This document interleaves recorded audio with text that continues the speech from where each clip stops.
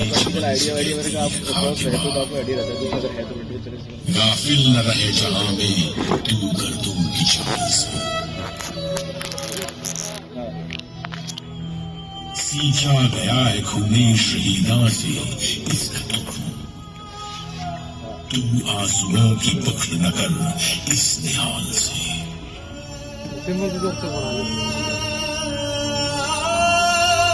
उस बैसाखी के दिन जो लोग इस बाग में शहीद हुए थे वे न सिख थे न हिंदू थे न मुसलमान। उस बैसाखी खून से लथपथ हुआ था पूरा हिंदुस्तान।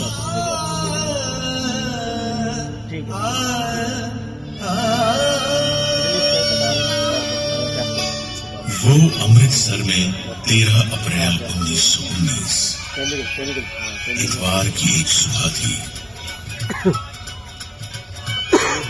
पंजाब की धरती पर आने वाले सबसे खूबसूरत दिन की सुबह, जब सारा पंजाब बैसाखी की खुशियां मना रहा था। न जाने कितने लोग हरमिंदर साहब के दर्शन पर और खालसा का स्थापना का दिवस मनाने आए हुए थे। अमृतसर के गली बाजारों में चहल पहल थी। ठीक उसी दिन कांग्रेस के नेताओं ने जलियांवाला बाग में शाम 4:30 बजे एक सभा करने का निर्णय लिया था। उनका इरादा डॉक्टर सत्यपाल और डॉक्टर किचलू की रिहाई और काले कानून की वापसी की मांग करने का था। बैसाखी की खुशियों के बीच जैसे जैसे दिन आगे बढ़ा, एक छोटा सा बच्चा दिन का कनस्तर बजाते हुए शहर के कुछ इलाकों में लोगों को यह संदेश देते हुए निकला।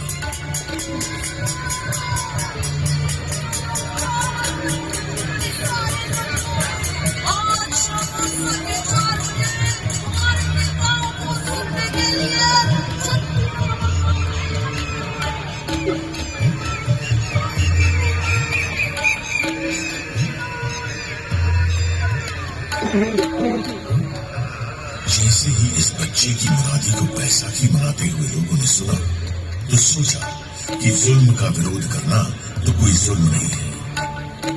वीर जी, बात पे आ रहे हो कि नहीं आ रहे हो? हाँ सुना है कोई। आप चलो, हम मत्था टेक आए बस।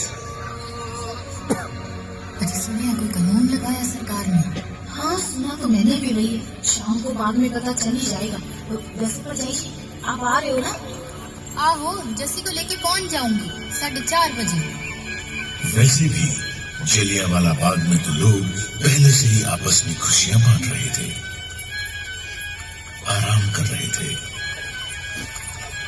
मगर उन मासूम लोगों को यह मालूम नहीं था कि जनरल डायर ने अमृतसर में मार्शल लॉ लगा दिया है। प्रभात फेरियां निकालने और सभाएं करने पर प्रतिबंध लग चुका है, क्योंकि सरकार ने मार्शल लॉ लगाने की कोई मुनादी ही नहीं कराई थी।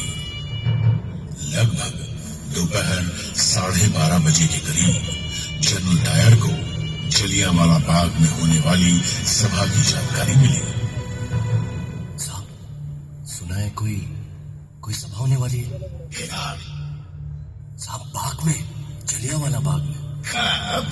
सुना तो था यही 4-4:30 के करीब। ये जुर्रत, देखता हूँ सभा को। जनरल डायर, ये वही नाम था जो आगे जाकर अंग्रेज हुकूमत के जुल्म और सितम का सबसे काला अध्याय बनने वाला था। वो अंग्रेज हुकूमत जिसने भारत में इंसाफ के हक में उठने वाली हर आवाज को हर तरह से कुचलने की कोशिश की थी। फिर चाहे वो आवाज गर्जना में उठी हो या शांति में। 1770 में सन्यासियों और फकीरों ने संघर्ष किया तो सन 1857 में पूरे देश ने एक होकर अंग्रेजों के खिलाफ पहले स्वतंत्रता संग्राम की हुंकार भरी। इस संग्राम की हुंकार को अंग्रेजों ने दबा जरूर दिया था, लेकिन हुंकार जब तक जिंदा हो वो मुंह पर रखी गई हथेली में से भी फूट फूट कर निकलती रहती है।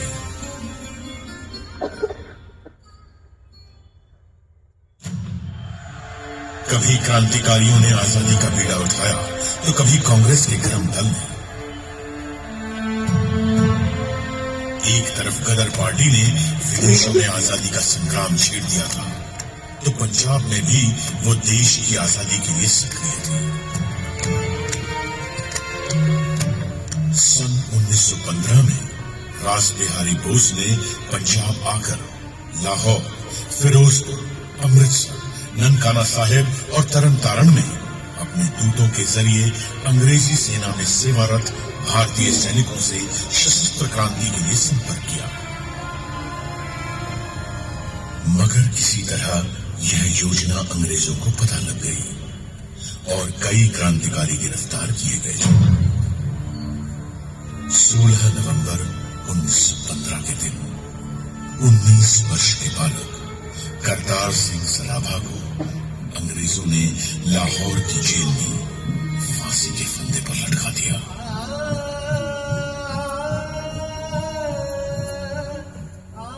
सन 1918 में सैन फ्रांसिस्को में गदर दल के सदस्यों पर मुकदमे चलाकर सजाएं दी गई।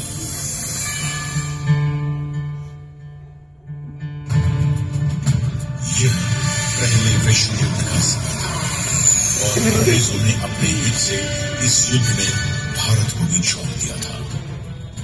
इस युद्ध में अंग्रेजों ने भारत की संपदा, युद्ध सामग्री और सैनिकों का जमकर इस्तेमाल किया और बदले में भारत को क्या मिला?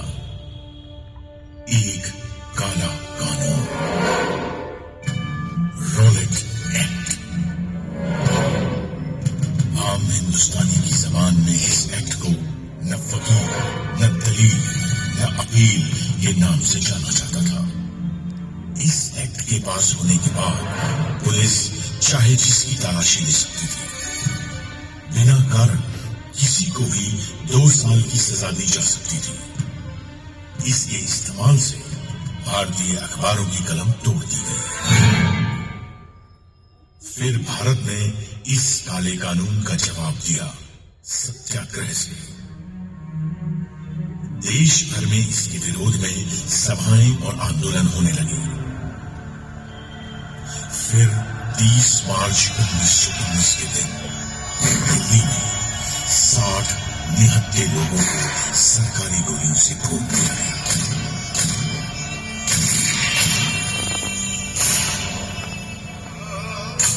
पंजाब में डॉक्टर सत्यपाल और डॉक्टर सैफुद्दीन किशोर इसी कानून के विरोध का नेतृत्व कर रहे थे। तभी अंग्रेजों ने उन्हें गिरफ्तार कर लिया। पंजाब की जनता ने इस गिरफ्तारी का विरोध किया और उनकी रिहाई के लिए आवेदन तक दिए, लेकिन पंजाब के lieutenant governor Michael O'Dwyer पर इसका कोई असर नहीं हुआ। उसके इरादे कुछ और ही थे। 9 अप्रैल 1919 को रामनवमी का त्योहार अमृतसर में शांतिपूर्वक बीता था। फिर भी अंग्रेजों ने उस दिन महात्मा गांधी के वहां आने पर रोक लगा दी और उन्हें पलवल पर ही गिरफ्तार कर लिया। आप यहाँ से आगे नहीं जा सकते, आपको गिरफ्तार किया जाता है। You are under arrest. इसके विरोध में पंजाब में कई जगहों पर सभाएं हुई, लेकिन लोगों को यह नहीं मालूम था कि उनके इस अहिंसात्मक प्रतिरोध का जवाब अंग्रेज किस बर्बरता से देंगे। माइकल ओ डायर ने जनरल डायर को सेना की टुकड़ियों के साथ जालंधर से बुलवा लिया।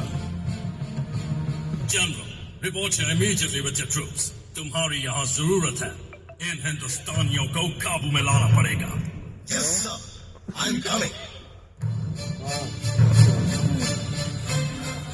जब जलियांवाला बाग में बैसाखी मनाने आए हजारों हिंदुस्तानी अपने नेता हंसराज को सुन रहे थे, एक हवाई जहाज उनके ऊपर से गुजरा। दरअसल अंग्रेज हवाई जहाज से बाग का मुआयना कर रहे थे।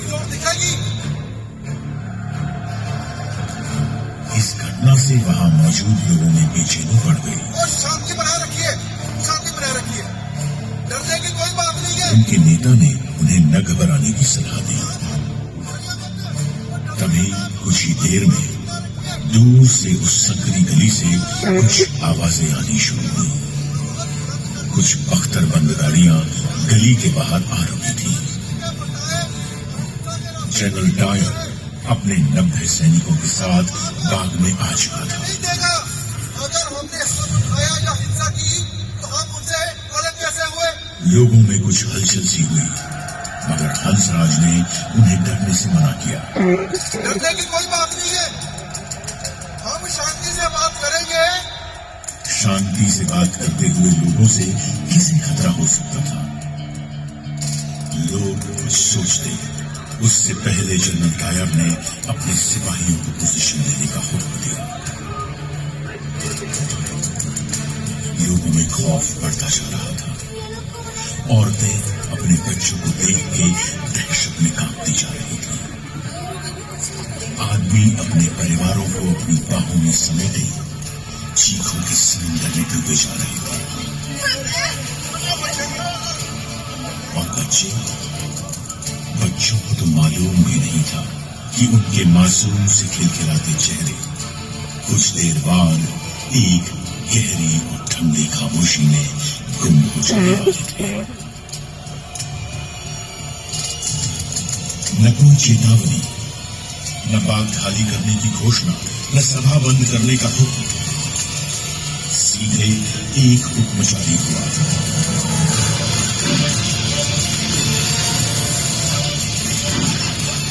गोलियां बंदूकों की नलियों से फैली।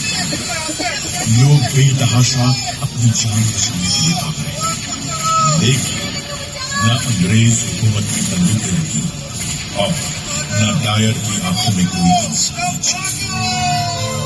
जो गोलियां उन बेगुनाहों के जिस्मों को चीरती हुई दीवारों में धंस गई थी, वो आज भी यहाँ की दीवारों में दफन है।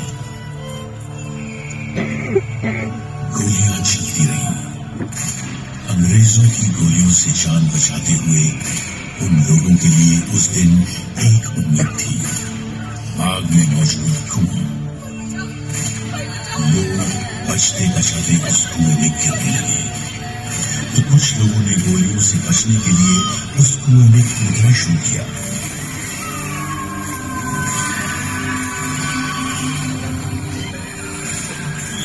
एक के बाद एक लोग उस कुएं में गिरते चले गए। धीरे धीरे करके वो कुआं जिंदा और मुर्दा लोगों से भरता चला गया। कुआं इंसान की प्यास बुझाता है, लेकिन उस दिन इस कुएं ने शैतान की प्यास बुझाई थी। ये कुआं इस ऐतिहासिक मैदान के बीच में गूंजता हुआ एक काला धब्बा है, जिसमें आज भी उन मासूमों की चीखें गूंज रही हैं। उस दिन जलियांवाला बाग में खूनी जनरल डायर की प्यासी बंदूकें गोलियां खत्म होने तक चलती रहीं और हिंदुस्तानी शहीद होते रहे। उसे तो यह अफसोस हो रहा था कि गली संकरी होने के कारण वह अपनी मशीन गन वहां तक नहीं ला पाया था।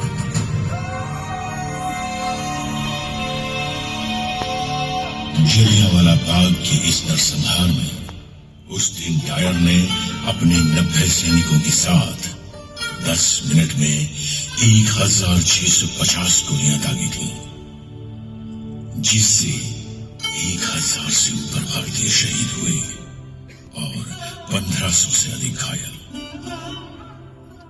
उन दरिंदों ने बच्चों तक को नहीं छोड़ा। उस दिन 15 बच्चों का गोलियों से कत्ल हुआ था। उन बच्चों में से एक बच्चे की उम्र सिर्फ 6 महीने थी। उस दिन मरने वालों में एक बच्चा ऐसा भी था जिसकी उम्र कोई 10 साल रही होगी। उस मरे हुए बच्चे की लाश की गोद में एक लाश और थी, एक 3 साल के बच्चे की लाश। ऐसे ही न जाने कितने घायल लोग अपनों की लाशों के पास लाशों की तरह बैठे हुए थे। बाग में मौजूद एक लाश के पास एक औरत बैठी थी जो अपने पति की लाश पर विलाप कर रही थी। उस औरत का नाम था रतन देवी।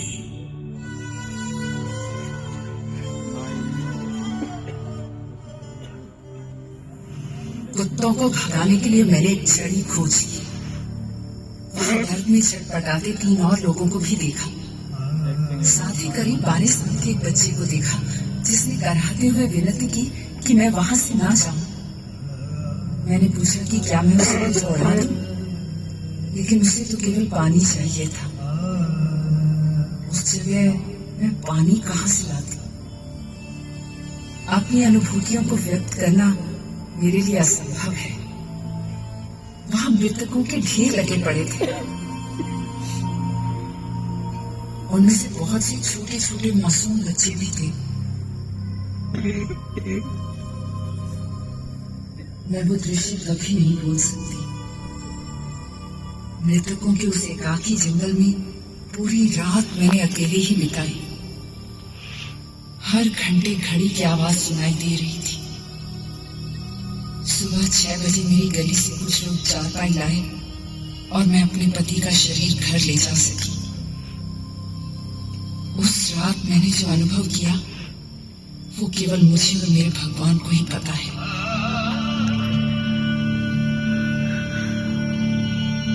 वहां मौजूद मृतक शरीरों की और उन पर विलाप कर रहे उनके प्रियजनों की कोई नहीं था। घायलों का इलाज करने के लिए कोई नहीं था। उन्हें पानी तक पिलाने के लिए कोई नहीं था। आप सोचिए हर उस दर्दनाक माहौल के बारे में जो अगले 24 घंटे तक ऐसा का ऐसा ही रहा।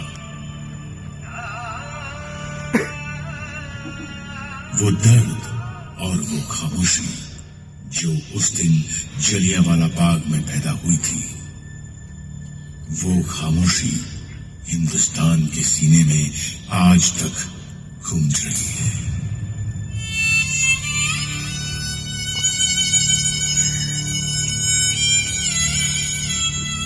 उस वक्त मार्शल लॉ के काले बादलों ने पंजाब को घेर रखा था।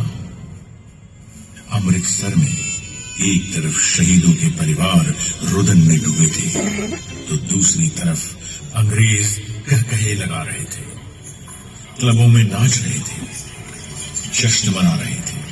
वो रोज मार्शल लॉ का इस्तेमाल करके न जाने कितनों को जेल की सलाखों के पीछे डाल के यातनाएं देते रहे। इस नरसंहार का दोनों दायरों पर कोई असर नहीं हुआ। कई दिनों दोनों अमृतसर के लोगों को अपने जुल्म से दबाते रहे। उनका जुल्म इस हद तक था कि जो भी हिंदुस्तानी उस गली से गुजरता था उसे घुटनों और हाथों पर रेंगने के लिए मजबूर किया जाता था।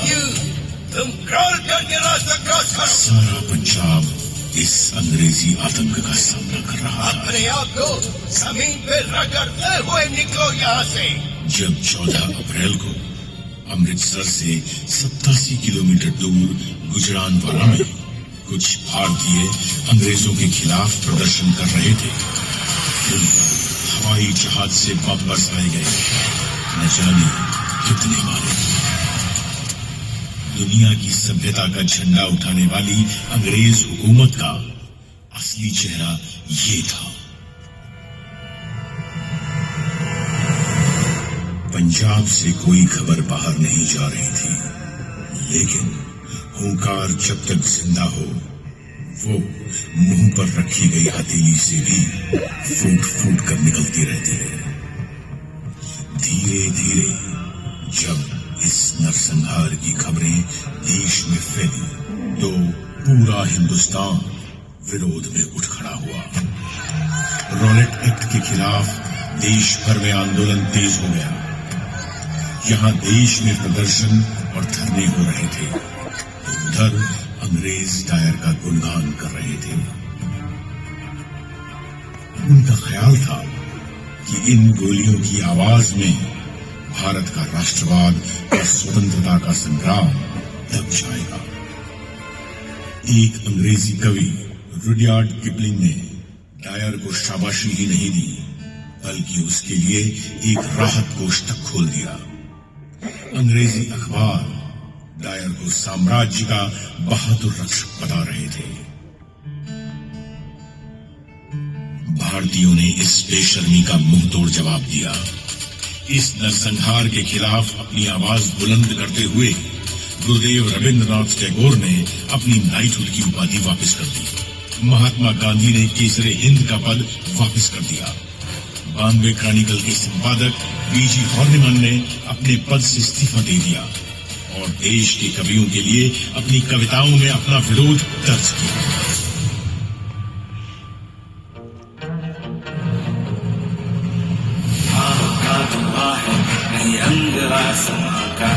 तुझको फूंक देंगे डायर तो है कहाँ का, ये आह का दुआ है नहीं रंग आसमां का। तुझको फूंक देंगे डायर तो है कहाँ का, बेवफा है जालिम तो पुरजफा है जालिम। बाकी का नाम रख जानी हमें भाग भाग, अपनी अदा पे ना जा वो करके तूने डायर कर पाया। पल वचन को जिक्र क्या है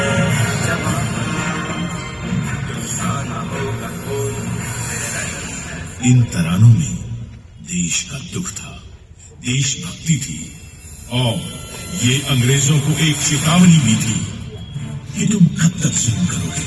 यह देश हमारा है और हम इसे आजाद करा के रहेंगे। फिर भी जब देश में हो रहे विरोध रुके नहीं तो उनसे बचने के लिए अंग्रेजी हुकूमत ने हंटर कमेटी बनाई। उस कमेटी की सच्चाई सामने लाने के लिए कांग्रेस ने मदन मोहन मालवीय के नेतृत्व में अपनी इंक्वायरी कमेटी बनाई। पंजाब के लोगों के साथ अपनी एकजुटता दिखाने के लिए कांग्रेस ने अपना वार्षिक अधिवेशन भी अमृतसर में किया।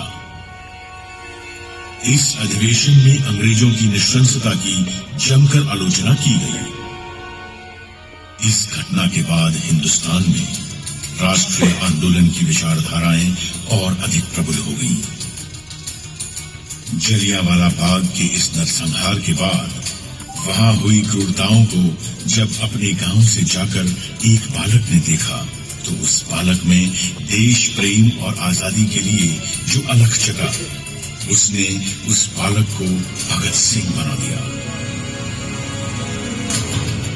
13 अप्रैल 1919 को हुए इस नरसंहार का बदला 21 साल बाद पंजाब के बेटे शहीद आजम सरदार उधम सिंह की बंदूक ने लिया। वो गदर पार्टी की विचारधारा से प्रभावित थे। लंदन के कैस्टन हॉल में 13 मार्च 1940 के दिन चली वो 6 गोलियां माइकल ओडायर के जिस्म में उतरी। वही माइकल ओडायर जिसने जनरल डायर को जलियांवाला बाग में कत्लेआम करने के लिए भेजा था, उसे गोली मारने के बाद उधम सिंह वहां से भागे नहीं। उन्होंने बड़ी शांति के साथ अपनी गिरफ्तारी दी। मैंने अपनी जिंदगी का मकसद पूरा कर लिया और रही बात माइकल ओडायर की तो वो इसी के लायक था। उसे मेरे हाथों मरना ही था। 21 साल से मुझे उसकी चलाई गोलियों की गूंज ने सोने नहीं दिया है और अब जाकर वो शांत हुई है। अब मेरे जीने या मरने से कोई फर्क नहीं पड़ता। अब मुझे मौत का कोई खौफ नहीं है। अपने मुकदमे के दौरान हिंदू मुस्लिम एकता की मिसाल कायल करते हुए उन्होंने अपना नाम मोहम्मद सिंह आजाद बताया था। मेरे पे कत्ल का इल्जाम है, पता है मुझे अपने किए पर गर्व है, क्योंकि मैंने वो अपने मुल्क की आजादी के लिए किया है।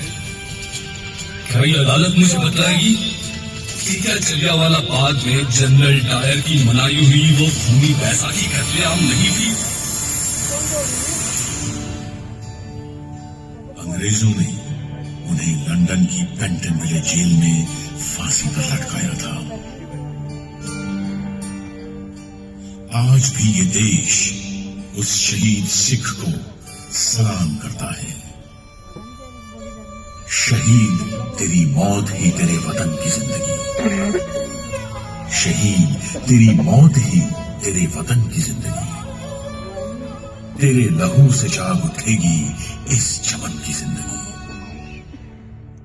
खिलेंगे फूल उस जगह कि तुम जहां शहीद हो, खिलेंगे फूल उस जगह कि तू जहां शहीद हो, शहीद तेरी मौत ही तेरे वतन की जिंदगी। ये जो इतिहास आप सबने सुना, ये इतिहास उस क्रूरता का इतिहास है जिसे हमारे देशवासियों ने झेला था। ये इतिहास है जलियांवाला बाग में हुई उस शहादत का जिसने राष्ट्रवाद की एक नई लहर को जगाया था और अंग्रेजी हुकूमत के खिलाफ लड़ने के लिए हमारे देशवासियों का मनोबल दृढ़ किया था। ये वो इतिहास है जो हमें सिखाता है कि जालिम चाहे कितना भी क्रूर क्यों ना हो, वो एक दिन झुकना जरूर है। ये इतिहास है उन शहीदों का जिनकी शहादत को हमारे देश और हमारे देशवासी कभी भूलेंगे नहीं और उसे कभी बेकार नहीं जाने देंगे। आओ हमारे उन शहीदों को सलाम करें जिन्होंने हमें आजादी दिलाई और सलामी दें हमारे उन जाबाज जवानों को जिन्होंने हमारी स्वतंत्रता की, हमारे प्रजातंत्र की और हमारे अधिकारों की हिफाजत की।